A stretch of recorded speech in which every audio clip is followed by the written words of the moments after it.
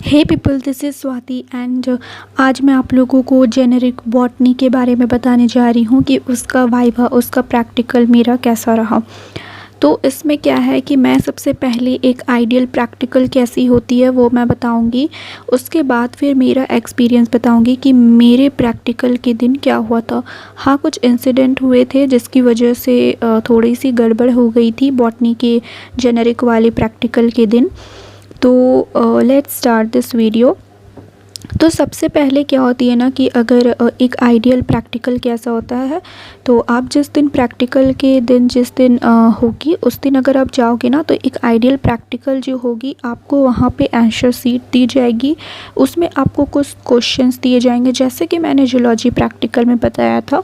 Same to same ये जो होता है वो 3 स्टेप में डिवाइडेड होता है। एक जो होता है वो पहला वाला पार्ट जो होता है उसमें कुछ क्वेश्चंस आपको दिए जाते हैं जो कि आपको आंसर शीट में लिखनी होती है। सेकंड आपको स्पॉटिंग दी जाती है एंड थर्ड आपका जो होता है वो वाइवा होता है। तो फर्स्ट वाले स्टेप में जो होगी आपको कुछ आपको क्वेश्चंस दिए जाएंगे जो कि आपको लिखनी होती है आंसर शीट में। कुछ भी क्वेश्चंस हो सकते हैं, जैसे कि आपको मेटाफेज के बारे में बोल देगा कि 5 पॉइंट्स लिखो। एल्गी के बारे में बोल देगा, एल्गी के कुछ ऑर्गेनिज़म के बारे में बोल देगा। फंजाई के ऑर्गेनिज़म के बारे में बोल देगा, जैसे कि एल्बियोगो या फिर पक्सीनिया के बारे में लिखो। ब्रायोफाइटा के बारे में बोल देगा, जैसे कि उसमें आप मक्शीनिया के बारे में लिखिए या फिर मोसिस के बारे में लिखिए। इस तरीके के आपको कुछ क्वेश्चंस दिए जाएंगे जो आपको आंसर शीट में लिखनी होगी। सेकेंड क्या होती है कि आपको, ये तो रहा आपका क्वेश्चन वाला पार्ट। सेकंड क्या होता है कि कुछ आपको एक्सपेरिमेंट भी करनी होती है, ठीक है।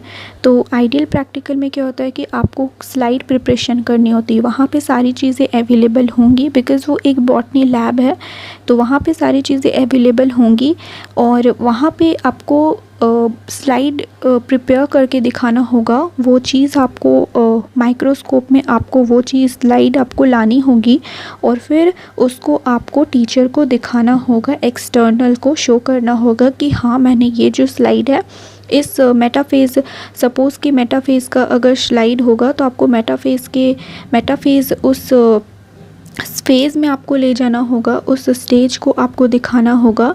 और तो ये रही आपका एक्सपेरिमेंट के बारे में बेसिकली। और जनरली बॉटनी में क्या होता है कि आपको स्लाइड ही प्रिपेयर करनी होती है। तो ये रहा एक्सपेरिमेंट करने के लिए। थर्ड जो होती है वो स्पॉटिंग होती है कि कुछ भी आपको स्पॉटिंग, जैसे कि मैंने जूलॉजी प्रैक्टिकल में बताया था कि 5 आपको स्पॉटिंग दे दिया जाएगा।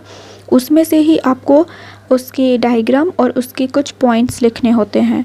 तो स्पॉटिंग में क्या होता है कि आपको स्लाइड दे दी जाएगी, कुछ ऑर्गेनिज़म या फिर कुछ बॉटनी है तो बॉटनी में आपको प्लांट के पार्ट दे दिए जाएंगे और वो आपको आइडेंटिफाई करनी होगी। तो ये रहता है स्पॉटिंग। एंड जो लास्ट जो आता है वो होता है वाइवा, जिसमें कि आपको प्रैक्टिकल रिकॉर्ड, अपने प्रोजेक्ट और वाइवा यानी कि क्वेश्चंस आपको पूछे जाते हैं।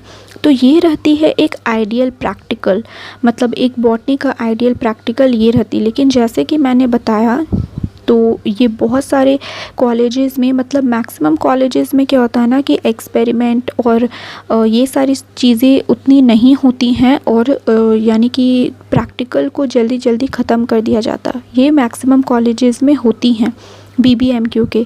लेकिन बहुत सारे ऐसे कॉलेजेस होते हैं जो थोड़े से रूल्स एंड रेगुलेशन में स्ट्रिक्ट होते हैं और वो एक्सपेरिमेंट करवाते हैं, स्पॉटिंग करवाते हैं, सारी चीज़ें करवाते हैं, ठीक है। लेकिन जहाँ पे मैंने बताया जूलॉजी प्रैक्टिकल में, वैसे ही जहाँ पे मेरा सेंटर पड़ा था वहाँ के जो रूल्स एंड रेगुलेशंस थे उतने स्ट्रिक्ट नहीं थे। तो उन्होंने क्या किया कि पहले जो है फर्स्ट स्टेप, जैसे कि मैंने बताया, अब यहाँ से मैं खुद के एक्सपीरियंस के बता रही हूँ कि मेरा वाइवा कैसा रहा था, ठीक है। तो सबसे पहले तो आंसर शीट दे दी गई थी, ठीक है। वहाँ पे क्वेश्चंस क्या थे, क्वेश्चंस थे, अगर मैं अपने क्वेश्चंस बताऊँ तो मेटाफेज़ के बारे में लिखना था एंड एनाफेज़ के बारे में लिखना था, ठीक है। सेकंड क्या था कि फंजाई में एल्बियोगो के बारे में लिखना था और करके कुछ दिया था पक्सीनिया के बारे में लिखने के लिए, ठीक है। तो यही सारे कुछ थी और बाद में फिर और भी सारे कुछ थी, प्रोफेस के भी बारे में लिखना था और एनाफेज़ 2 ऐसे करके कुछ लिखना था। तो ये सारी चीज़ें तो मैंने लिख दी हैं, तो मतलब सारे स्टूडेंट्स सारी चीज़ें ये आंसर शीट में जितने भी क्वेश्चंस थे वो लिख लिए। उसके बाद क्या था कि एक्सपेरिमेंट करना था, स्पॉटिंग करना था एंड वाइवा था। तो एक्चुअल में क्या हुआ ना कि हम लोगों के कॉलेज में ना ही कोई एक्सपेरिमेंट हुआ और ना ही कोई स्पॉटिंग हुआ। स्पॉटिंग के भी कुछ 5 ऑर्गेनिज़म्स के बारे में उन्होंने बता दिया था और उन्हें हमें लिखना था। मतलब स्पॉटिंग के लिए कुछ भी उन्होंने कोई ऐसा स्लाइड प्रिपेयर करके नहीं रखा था जिन्हें आइडेंटिफाई करके लिखना था हमें। उन्होंने बस बता दिया कि इन 5 के बारे में लिखो, तो हम लोगों ने फिर दूसरे आंसर शीट में स्पॉटिंग करके उसमें सारी चीज़ों को लिखें हम लोग। उसके बाद आता है, हमने एक्सपेरिमेंट भी नहीं किया, ठीक है। देखो ऐसे बहुत सारे कॉलेजेस में होते हैं कि ये सारी चीज़ें नहीं होती हैं, ठीक है, प्रैक्टिकल के टाइम नहीं होती, लेकिन कुछ कुछ कॉलेजेस मैंने बताया कि रूल्स स्ट्रिक्ट होते हैं तो वहाँ पे होती हैं, ठीक है। फिर आया वाइवा का टाइम, जो कि बहुत ही ज़्यादा क्रूशियल होता है एंड बहुत ही ज़्यादा नर्वस वाला भी होता है। बहुत ज़्यादा स्टूडेंट्स जो होते हैं वो नर्वस हो जाते हैं। तो एक्चुअल में क्या होता ना कि वाइवा एक्चुअली हम लोग का हुआ नहीं। बॉटनी का अगर मैं बोलूँ तो वाइवा नहीं हुआ। एक्चुअल क्या हुआ कि जैसे हम लोग लिख रहे थे ना, क्वेश्चंस हम लोग लिख रहे थे, जिस क्लास में हम लोगों को बैठाया गया था प्रैक्टिकल के लिए, और हम लोग क्वेश्चंस लिख रहे थे जैसे कि एल्ब्यूगो, फंजाई, पक्सीनिया, ये सब के बारे में। तो क्या हुआ ना कि उसी टाइम क्लास में हम लोगों के एक्सटर्नल टीचर आए और क्या किए कि बताया गया कि हाँ ये बच्चे बॉटनी जेनेरिक के हैं। तो एक्सटर्नल ने क्या किया ना कि हर एक बेंच से, मतलब हम लोग जैसे एक बेंच वाइज अपने कॉलेज मेट के साथ बैठे हुए थे, तो वहीं से हम लोगों को क्वेश्चन करना स्टार्ट कर दिए, ठीक है। मतलब एज अ वो वाइवा ही हो गया। मतलब वाइवा ऐसा नहीं हुआ कि एक एक स्टूडेंट को बुला के क्वेश्चन कर रहे, वैसा नहीं हुआ। वहीं बेंच में ही क्वेश्चन कर रहे थे, हर एक बेंच को क्वेश्चन कर रहे थे, जो भी आंसर दे दे। तो कुछ ऐसा हुआ था। तो मुझसे क्वेश्चन पूछा गया था, अगर मैं बताऊं तो उन्होंने पूछा था कि माइटोसिस जो होता है कौन से सेल में होता है, ठीक है। तो पहले तो क्या हुआ ना कि मैं बहुत ज़्यादा नर्वस हो गई कि ऐसे मैंने कहीं भी नहीं देखा था कि वाइवा सडनली ऐसे इमीडिएटली कोई भी आके क्वेश्चन कर रहा और you have to give that answer. तो मैं बहुत ही ज़्यादा नर्वस हो गई, तो मैं आंसर नहीं दे पाई, ठीक है। फिर उन्होंने कुछ दूसरे क्वेश्चन किए जो कि मैंने आंसर किए थे, ठीक है। तो एक आंसर उन्होंने क्वेश्चन किया तो मैंने उनका आंसर किया था, और कुछ ऐसे ही हुए। तो सारे बच्चों को इसी तरीके से क्वेश्चन किए उन्होंने, और it's like suddenly it's not, यही वाइवा था। मतलब हम लोगों के लिए यही वाइवा रहा, और कुछ ऐसी ही सारी चीज़ें सारे स्टूडेंट से पूछा गया था।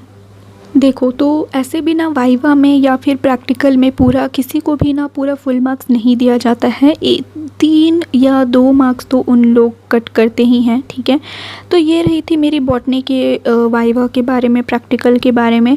फिर हम लोग लास्ट में हम लोगों ने अपने प्रैक्टिकल रिकॉर्ड को सबमिट कर दिया टीचर के पास, और फिर या तो यही था वाइवा बॉटनी जेनेरिक के प्रैक्टिकल के बारे में। एंड इसी तरह के इन्फॉर्मेशन के लिए subscribe to this channel. Thanks for watching.